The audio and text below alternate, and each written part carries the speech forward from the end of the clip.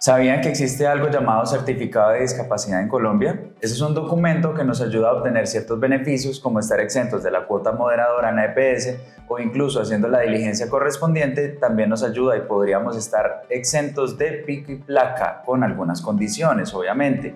Hoy nos está acompañando Margarita Barona. Margarita, ¿cómo estás? Mira, Margarita es fisioterapeuta. Me toca leer porque es que es extenso.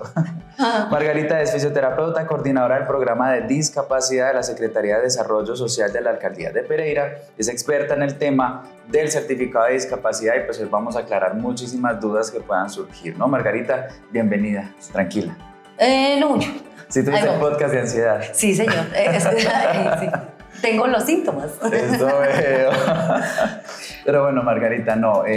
Pues hoy vamos a hablar del certificado de discapacidad, ¿cierto? En ese sentido, ¿qué te parece si nos contextualizas un poco sobre el tema de discapacidad y cómo lo podemos entender?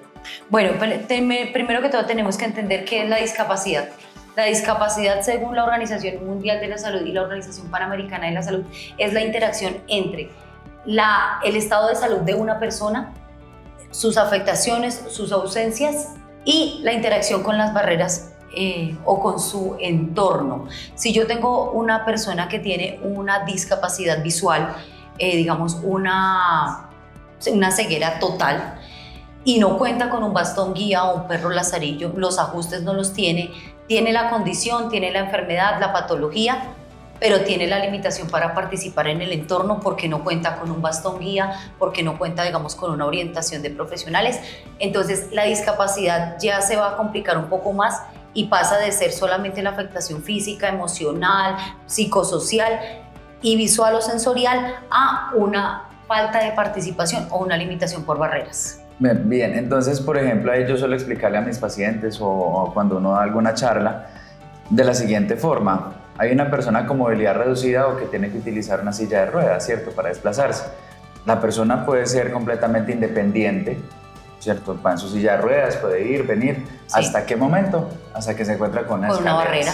Lo que se interpreta como una barrera arquitectónica que ya depende pues de ¿cómo se llama? Son ajustes universales, de la parte de infraestructura. Exacto, de la parte de infraestructura, se me olvida como tal el término. Entonces allí es donde hay una barrera, ¿cierto? Sí. Entonces es importante hablar de esas barreras arquitectónicas. En el caso que hablamos mucho del autismo, que prontamente vamos a sacar un podcast de eso, existen las barreras actitudinales, ¿no? El tema de cómo las personas entienden la discapacidad en el tema de psicopatológico, de neurodesarrollo.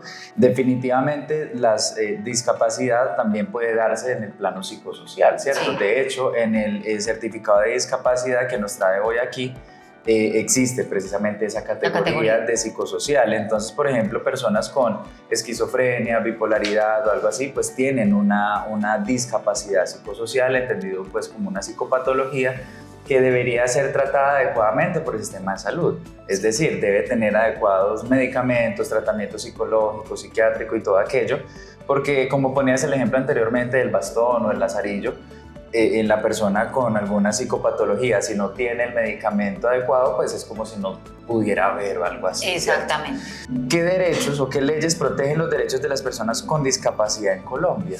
Pues tenemos la ley estatutaria, la principal, que es la ley 1618.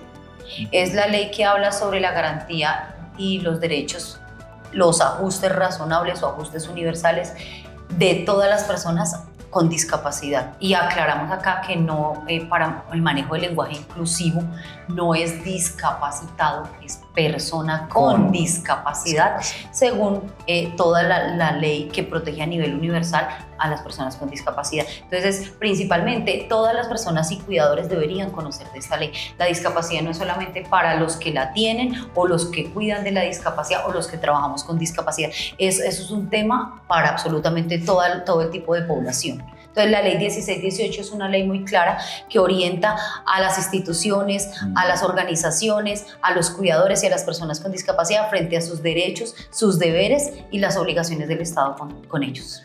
¿Qué es el certificado de discapacidad y qué implica tener ese documento en Colombia? Bueno, el certificado de discapacidad es un documento propio de la persona, siempre digo propio de la persona. De hecho, acá traje un certificado de discapacidad para que ustedes lo conozcan. ¿Por qué hablo que es propio de la persona? Porque solamente tiene los datos de la persona con discapacidad, o sea que a quién va a beneficiar a la persona con discapacidad. Pero si hablamos de un cuidador, pues realmente también beneficia al cuidador, porque si en la EPS no va a pagar los copagos, pues el cuidador, ese es el beneficio que puede adquirir. Entonces, es un documento propio de la persona y intransferible, donde vienen los datos personales de la persona con discapacidad, su número de documento, se registra la IPS donde se le realiza el certificado de discapacidad. Viene anexo aquí las 7 categorías de discapacidad que existen en Colombia según las 2 resoluciones que más adelante vamos a revisar.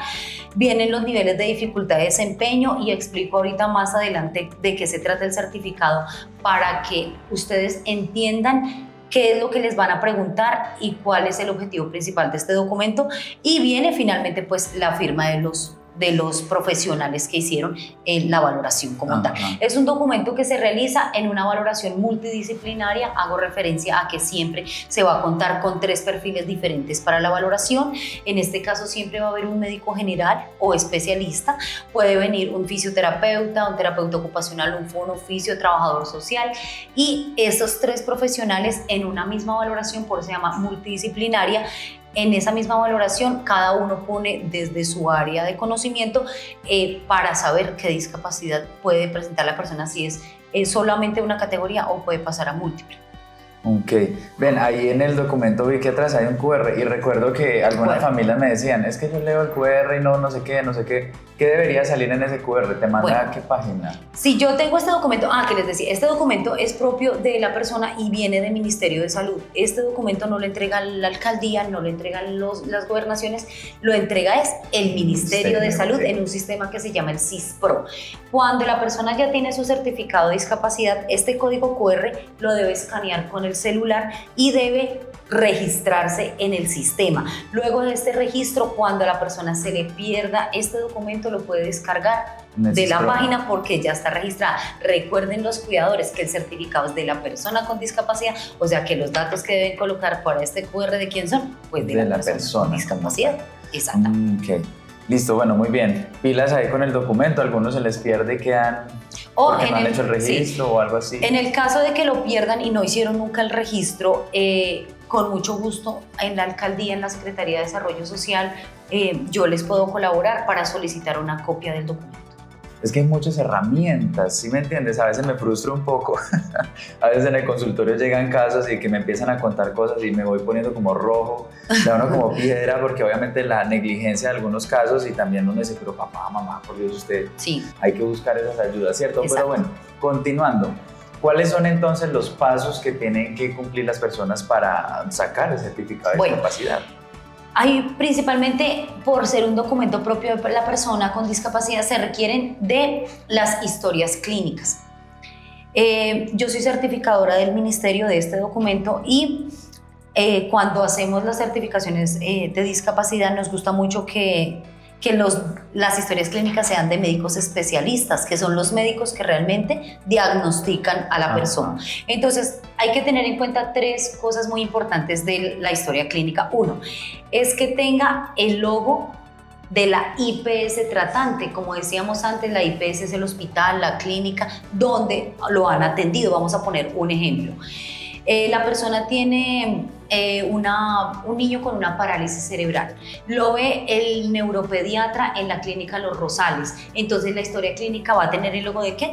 De la clínica Los Rosales.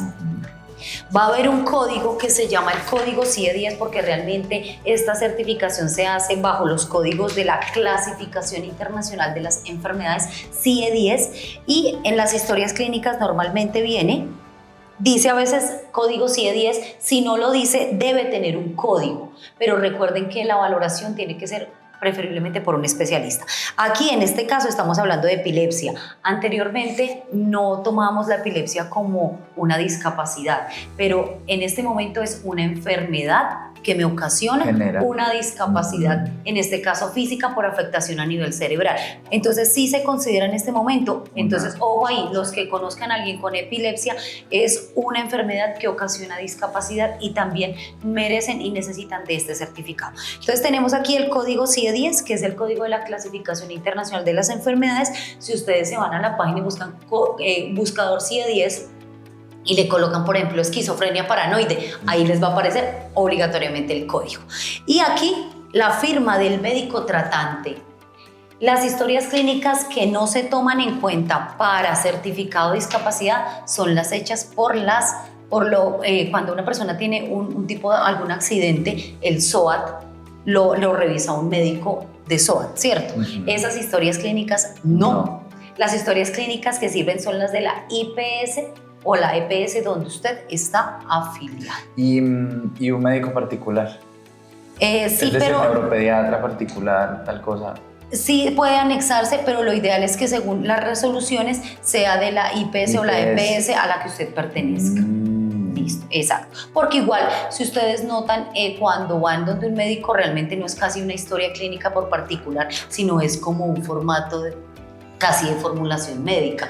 Entonces, sí sería bueno, porque es que una historia clínica tiene todas esas características. Exacto. O por lo menos exigir, pues, que como venga, que estas características y el código CIE-10 el código CIE-10, porque pues sí, tenemos el derecho de pedirle al médico que nos ponga bien esos códigos, porque pues claro que todos ellos deberían ser al especialista, pues. Al especialista preferiblemente. Si tenemos, por ejemplo, un usuario que tiene varias categorías de discapacidad, digamos, por ejemplo, que tenga una microftalmia, o sea, que nació con los globos oculares muy reducidos y tiene una discapacidad visual, y adicionalmente a esto es una parálisis cerebral con un retardo mental, las historias clínicas no van a ser solo de un especialista, van a ser de cada una de las especialidades que ven al niño o al adulto. Eso es.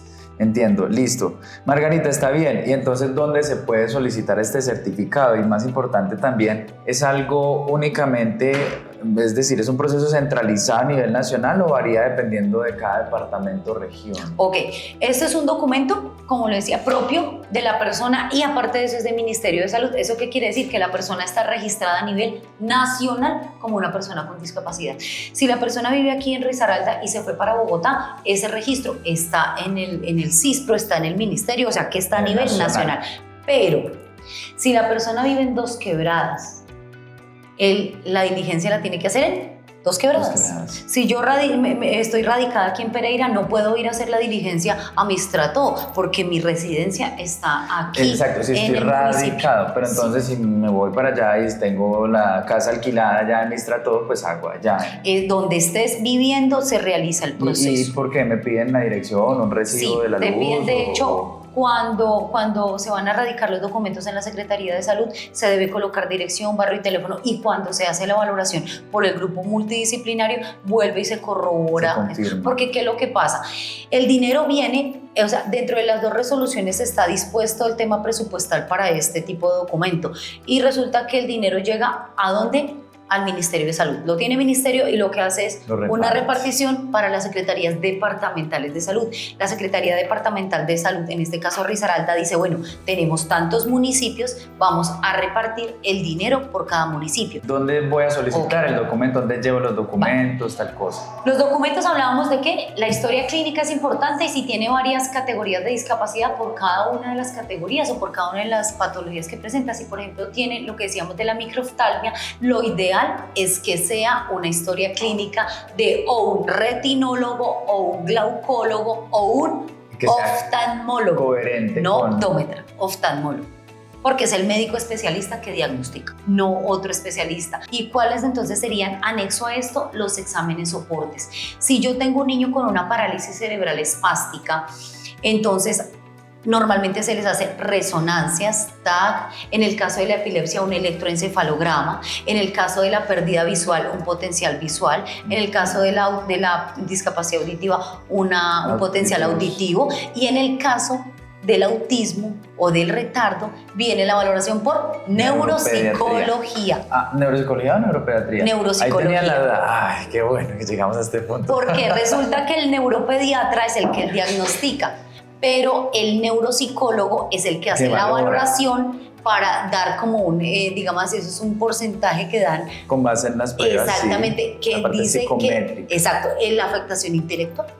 Me ha quedado muy claro de que es el médico como tal. El que diagnostica. El que diagnostica, el que brinda el código. Sí. Sin embargo, hablando de psicología y neuropsicología como tal, médicos no somos. Aunque ahí hay una lucha, psicólogos, médicos, segunda generación, después hablamos de el psicólogo quería ocupar un lugar similar al doctor, eso no va a pasar, ¿cierto? Doctores acá, psicólogos acá, áreas muy diferentes. pero entonces es el área de neuropsicología por medio de la valoración objetiva, con estándares y baremos y todo aquello, y esa historia clínica es válida, ¿cierto? Esa valoración. Es muy bien, esa valoración es el soporte, es uno de los soportes. Uno de los soportes, sí, porque como psicólogo, eso tiene razón, y en el protocolo incluso del 2015, respecto al autismo desde el Ministerio de Salud nos especifica muy bien que tanto psicólogo, fonoaudiólogo, incluso neuropsicólogo brindan esas valoraciones, y es el neuropediatra el que unifica y que brinda un concepto diagnóstico. Que son valoraciones de apoyo. Exacto, pero entonces en el caso de discapacidad intelectual, algo más psicosocial también, pues como el autismo, la valoración del neuropsicólogo es súper importante y es válida. Sí. Bien, perfecto. Sí. Si tenemos un usuario con una esquizofrenia, una depresión, una ansiedad, un trastorno afectivo bipolar, que es la historia clínica de ¿quién? Pues de o psiquiatría infantil o psiquiatría. Es decir, psicología, ojo, no es que el psicólogo no sea importante. No, es muy importante. Estamos hablando claro del concepto de validez de las valoraciones de historia clínica para obtener el documento, el certificado. Exactamente. ¿Sí? Y en el caso, por ejemplo, entonces está la historia clínica y los exámenes soportes. Los exámenes soportes como todo, que lo que es resonancia, TAC, electroencefalograma, valoraciones de marcha, dependiendo la patología, se anexa el examen soporte. Y hablando de discapacidad psicosocial, y aparte de esto, ¿cuál es el soporte para psicosociales? La fórmula de los medicamentos ordenados por psiquiatría. Porque, digamos, por ejemplo, si tiene una esquizofrenia, pero no hay una valoración exacta como neuropsicología que dé el diagnóstico, pero sí está bajo un proceso de medicamentos con risperidona, quetiapina, qué sé yo, estos medicamentos. Ese es el soporte, la historia clínica de psiquiatría más el soporte de la fórmula de los medicamentos. Ese es el paquete que se debe. Perfecto, sí, porque hay patologías que son muy clínicas. Exactamente, o sea, de manejo clínico. A ojo, que se observa, diagnostica a ojo. Por más pruebas que tú le hagas, va a salir una coeficiente intelectual promedio, normal, alto, pero pues de todas formas tiene la patología. Sí, pero sí. Ven, caigo en cuenta que hablamos muy chévere. Pero entonces, ¿dónde lleva uno esa historia clínica? Bueno, después de que ustedes tengan el paquete, nosotros en la Secretaría de Salud, en la Secretaría de Desarrollo Social, tenemos unos profesionales muy capaces. ¿Para qué? Para poder recepcionar esto, revisar. Nosotros lo que hacemos es específicamente eso. Tomamos el paquete que ustedes nos traen, no saquen copias hasta que nosotros lo podamos ver, porque si no pierden la plata. Si usted me trae 60 copias y yo cojo 10, usted perdió la plata. Sí. Entonces, nosotros lo que hacemos es revisar que cumpla la historia clínica con estos requisitos. Adicionalmente a esto, miramos que los exámenes soportes que traigan sí sean acordes con la patología, porque yo que gano con que me traigan un coprológico, un laboratorio de un hemograma, eso cuando hay una epilepsia, eso no es acorde con la patología. Entonces, lo que pretendemos observar en ese certificado. Exactamente. Entonces, ¿qué es lo que pasa? Que es que toda esta información va a un sistema, al sistema. Cuando se hace la valoración, todos estos datos ingresan al sistema del CISPRO y a unos instrumentos que utilizamos para la valoración. Entonces, nosotros lo que hacemos en la Secretaría de Desarrollo Social, nosotros revisamos estos documentos, les ayudamos a armar el paquete con con el documento de identificación, las historias clínicas y los exámenes soportes. Y hay una cosa que es la autogestión. Y es que nosotros somos un puente, nosotros les ayudamos a revisar y ustedes mismos se encargan de radicar. Entonces, van y entregan. Siempre, ¿qué hacemos? Está el paquete con el documento de identificación y llevan 2 copias del documento. ¿Para qué? Para que uno lo coloquen ustedes y les firmen de radicado en la Secretaría de Salud y ustedes queden con un soporte que definitivamente sí entregaron los documentos. Bien. Entonces, ¿puedo ir directamente a Secretaría de Salud con todo el paquete?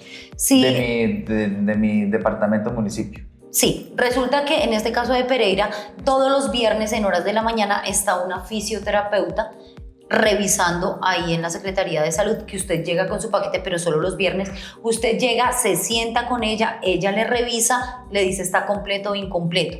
Cuando sea un día diferente al viernes, usted tiene que ir a radicar y esperar a ver que lo llamen llaman para decirle está incompleto, le falta esto, o si no lo llaman es porque está completo y ya lo llaman. Entonces, de la IPS. De lunes a jueves a Secretaría de Desarrollo para que nos asesoren. Para que nosotros lo asesoremos y miremos. Y el viernes allá directamente. Estamos hablando de Pereira puntualmente, pues aquí estamos, ¿no? Pero de todas formas, a nivel nacional deben ir a las secretarías de salud de su ciudad, sí, ¿cierto? Por ejemplo, Dos Quebradas en Santa Mónica, sin estimar y todo aquello. Sí. La persona con discapacidad, por ser un documento propio, es un documento gratuito que emite el Ministerio de Salud. Entonces ustedes no tienen por qué pagar ni por la asesoría, pagan por las copias, pero de resto no pagan nada. Gratis. Pero la resolución 1239 hace claridad que si yo soy una empresa y quiero contratar a una persona con discapacidad, yo como empresa debo pagar el certificado. Esa es la única forma de pagar. ¿Por qué? Porque quiero vincular laboralmente a esa persona con discapacidad. Entonces, ¿yo qué hago como empresa? Vamos a poner un ejemplo.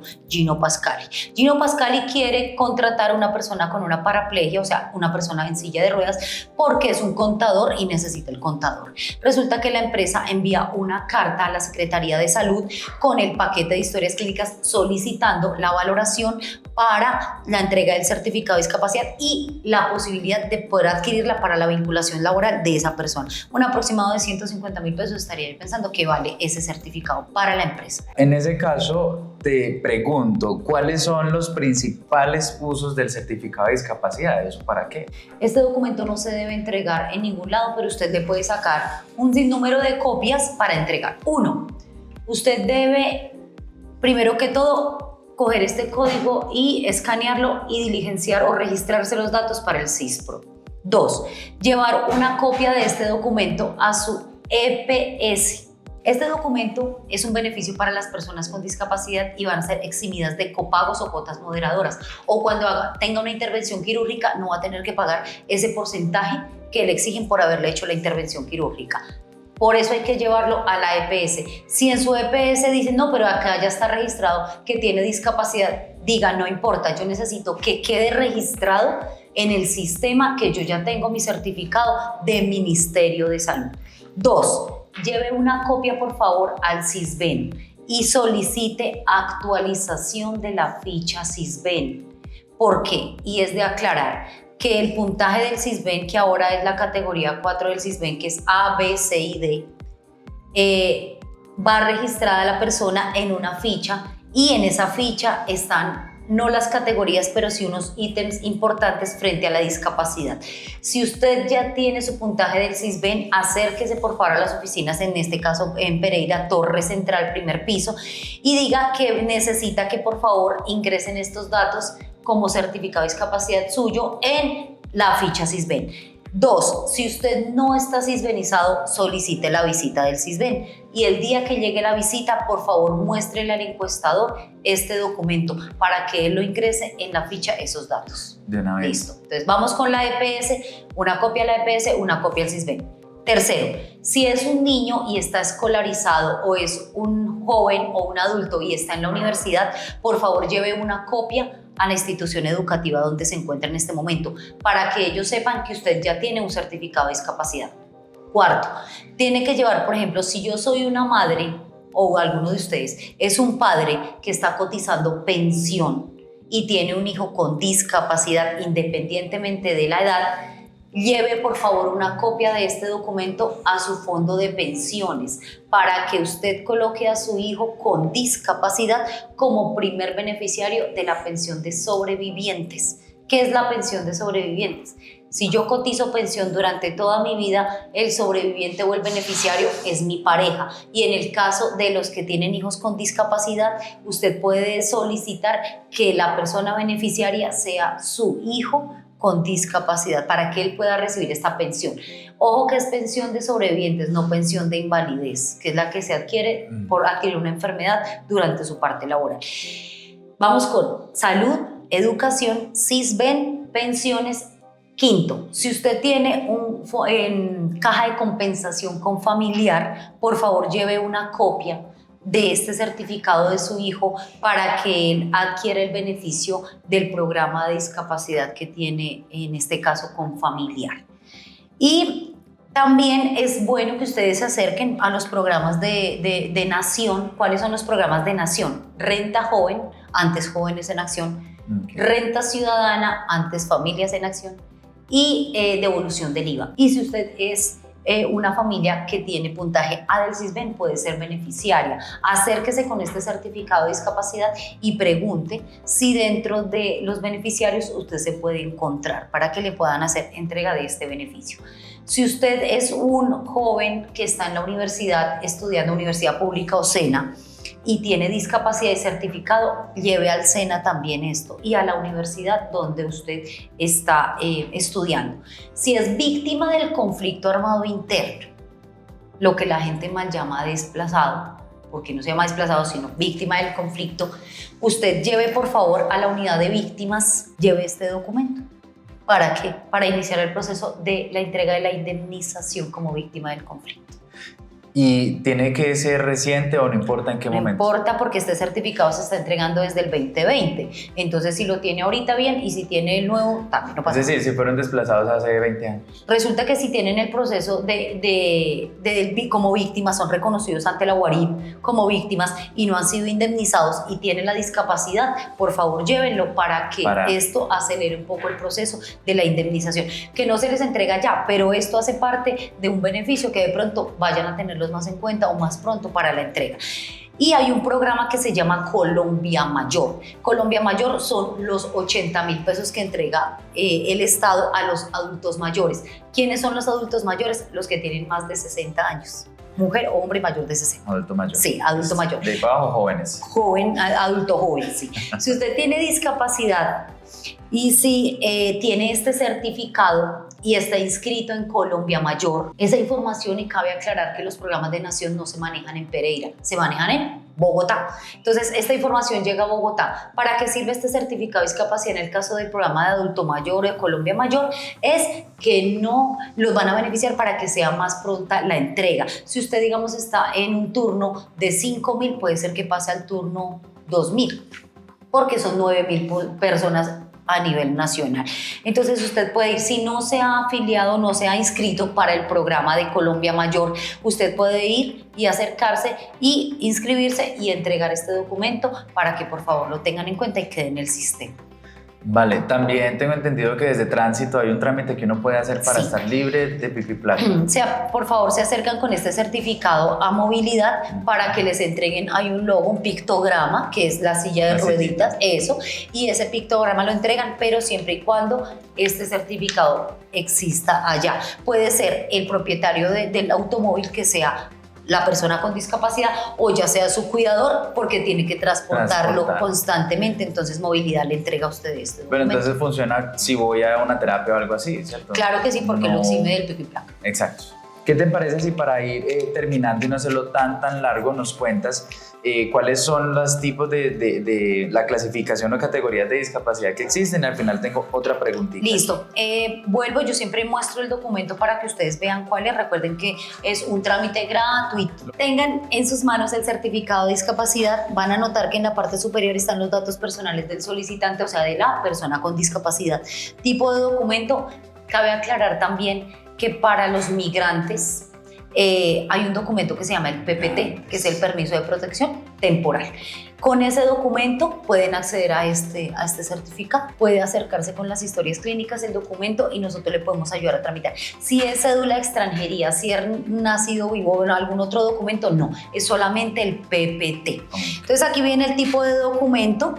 Y aquí viene la IPS tratante, o sea, la IPS que a usted le hizo el certificado de discapacidad, la fecha del certificado, y aquí vienen dos cuadros muy importantes. Primero, categorías de discapacidad en Colombia según dos resoluciones, la 113 del 2020 y la 1239 del 2022. Y un llamado es a que si usted conoce de la ley, a usted no le van a vulnerar o a amenazar o a inobservar sus derechos. Entonces, por favor, leernos esto y la ley 1618 sobre todo. Tenemos 7 categorías de discapacidad. Tenemos discapacidad física, alteración, pérdida o ausencia del aparato locomotor, por una enfermedad que usted perdió de pronto la movilidad de un lado de su cuerpo, o ya sea porque tiene epilepsia, o ya sea porque tuvo una amputación, o tiene una paraplegia, cualquier afectación del aparato locomotor o músculo esquelético. Visual, si usted tiene pérdida de la visión a nivel parcial. ¿Qué significa parcial? Que no ve por un solo ojo, o sea, ve por un solo ojo o no ve no ve, o tiene un desprendimiento de retina, o se le perforó el ojito y no ve por ese ojo, o usted ve muy poco, o sea, baja visión, o usted no ve absolutamente nada. Entonces esa es la discapacidad visual. Y tenemos la auditiva. La auditiva puede ser por microtia, que habíamos hablado que era la ausencia de esta parte estructural, pero casi siempre acompañado de hipoacusia, la hipoacusia bilateral o la sordera total. Y un llamado es acá, la persona no es sordomuda, es sorda. Por eso la categoría es auditiva y usted no le puede decir a una persona es que usted es sordomuda, no, usted es sordo. Porque una persona puede ser que no haya escuchado nunca un sonido, pero su cuerda vocal está perfecta. Exacto. Entonces no tiene problemas de voz, sino de audición. Tenemos el intelectual, que es todo lo que es esto, retardos mentales, tenemos el síndrome de Down y tenemos todo lo que es la afectación a nivel intelectual, antes cognitiva, ahora intelectual. Tenemos psicosocial, que es todas esas enfermedades que nos decía Oscar, que son acompañadas por psiquiatría o por procesos de psicoterapia. Psicopatologías. Exactamente. Sordoceguera, categoría única a nivel mundial, donde la persona tiene afectación tanto de la visión como de la audición. Y múltiple, cuando es múltiple, ¿qué quiere decir? Que presenta más de una categoría. Puede ser que tenga una paraplegia, o sea, esté en silla de ruedas y tenga una pérdida visual. Y aquí tenemos esta parte del nivel de dificultad del desempeño, y este es un llamado a los cuidadores. Si yo soy un cuidador de una persona con discapacidad y el día de la valoración ingreso con esa persona, el equipo multidisciplinario siempre va a ir dirigido a la persona con discapacidad, porque igual es un ser humano que no está detrás o sombra de otro. Y está la ley, no recuerdo la ley que evita o ya quita la interdicción. La interdicción ya no va, porque era como tomar esa persona con discapacidad y pasarla, anularla realmente. Entonces ahora nos ponerla de sombra. Sí a la toma de decisiones, sí, pero con los apoyos y ajustes necesarios. Ajustes universales o ajustes judiciales, lo que necesite para que la persona pueda desempeñarse. Entonces, si ese día la persona con discapacidad puede responder las preguntas que se le hacen, permítalo que lo haga. Eso no es que necesito que me quede alto el porcentaje, no, porque es que el porcentaje no queda alto dependiendo de lo que conteste el cuidador, sino lo que conteste la persona, si puede contestarlo. Si la persona con discapacidad definitivamente no entiende, no puede hablar, es bueno que el cuidador pueda estar presente. Claro. Preguntas como ¿cuáles? Cognitivo, sabe leer, sabe escribir, sabe su nombre, fecha de nacimiento. Eso es como una conversación, así como la de nosotros. Un estado mental. Exacto. Sí. ¿Estás ubicado? ¿Dónde te encuentras? ¿Sabes qué vamos a hacer? Es importante que la persona con discapacidad sepa qué es esto y para qué sirve, porque va a quedar identificado a nivel nacional como una persona con discapacidad. Okay. Tenemos de movilidad, camina solo, se puede desplazar solo, tiene alguna dificultad, tiene ayuda técnica o dispositivo de asistencia personal. Cuidado personal, se baña solo, come solo, se viste solo. Y entre más alto el porcentaje, más beneficios. No, los beneficios son exactamente porque es que eso es un documento que certifica que usted tiene la condición, y no que entre más alto el porcentaje, más beneficios. No. Si yo pongo en internet o busco en alguna página tal cosa, Oscar Ramírez, número de cédula, ¿me sale en alguna página? No. Es que tiene esta discapacidad. Pues resulta que aparece registrado en el CISPRO, sí. En el CISPRO, pues debería entrar yo al CISPRO puntualmente y buscar, pues ya son cosas muy específicas, ¿no? Listo, importante tener eso en cuenta porque es una pregunta que a veces... Además que si tienes una valoración por medicina laboral, o si tienes, digamos, por ejemplo, te mandan para valoración ocupacional, allá te van a pedir antecedentes médicos y tú realmente puedes omitirlos, pero pues igual es un autorreconocimiento. Si yo tengo una amputación y digo, no, es que yo no tengo discapacidad porque a mí no me limita para hacer mis actividades de la vida diaria, entonces no me reconozco, entonces no puedo sacar esto porque yo no me reconozco, no lo necesito. Hay que ser coherentes con la condición. Pero si digamos, por ejemplo, yo tengo una depresión o una ansiedad o alguna enfermedad una patología psicosocial y me voy a exponer a un trabajo donde realmente vaya a tener un bombardeo de preguntas, de presiones, eso en algún momento puede afectar. Sí, eso va a reventar. Está bien, está bien. Bueno, Margarita, hay muchas otras preguntas, dudas e inquietudes. respecto a otros temas, discapacidad, incluso en qué nos puede ayudar, aparte del certificado de discapacidad, la Oficina de Desarrollo Social, cosas que con seguridad hablaremos en otros espacios. Por hoy vamos a dejar hasta aquí el podcast. Te agradezco muchísimo, Margarita, por el espacio. De casualidad, ¿tienes un último comentario para las personas que nos van a ver? Recuerden que este certificado de discapacidad se emite es para discapacidad, porque la discapacidad es permanente en este momento. Entonces, lo que se dice sobre la discapacidad temporal, que son afectaciones, digamos, ortopédicas o que son momentáneas, este certificado de discapacidad no se va a entregar, porque las mismas resoluciones lo dicen, que son patologías o afectaciones de manera permanente, o sea, que van a ser para el resto de la vida. ¿Listo? Cualquier cosa, con muchísimo gusto, ya saben, la Secretaría de Desarrollo Social. ¿Cuándo se actualiza el certificado? El certificado de discapacidad tiene que actualizarse, cuando el niño o la niña ya no tenga registro civil, sino tarjeta de identidad. ¿Y cuál es el proceso? Exactamente lo mismo. Hay que llevar las historias clínicas, donde en la historia clínica ya no aparezca registro, sino tarjeta. Mi hijo hoy tiene 5 años y dentro de 6 meses cumplió 6, pero ya le saqué el certificado, a los 6 años tengo que llevarlo. A los 7 años tienes que cambiarlo, cuando cumpla 18 años también, por cambio de documento. Y cuando la persona, su condición, digámoslo así, que desmejore, para que lo entendamos bien. Si en este momento presentaba una diabetes mellitus, de una amputación del miembro inferior, hablamos de discapacidad física, pero con el tiempo presentó una retinopatía diabética y perdió la visión, entonces ya no hablamos de discapacidad física, sino visual, o sea que es una múltiple. O sea que hay que cambiar el certificado. Listo, Margarita, muy bien, ahora sí terminamos. Muchas gracias, Margarita. A todos los que nos vieron, recuerden seguirnos en redes sociales como Conscientemente Risaralda. Este fue nuestro podcast Fuera de la Caja. Les espero que les haya gustado muchísimo. En los próximos podcasts tenemos, ojalá el alcalde nos pare bolas, a ver, Secretaría de Educación. Tenemos muchas cosas pendientes y se viene abril, o sea, autismo. En ese caso, muchas gracias a todos por acompañarnos. Espero que estén muy bien. Hasta luego, Margarita Choca. Gracias. Muy bien. Gracias. Muchas gracias a todos.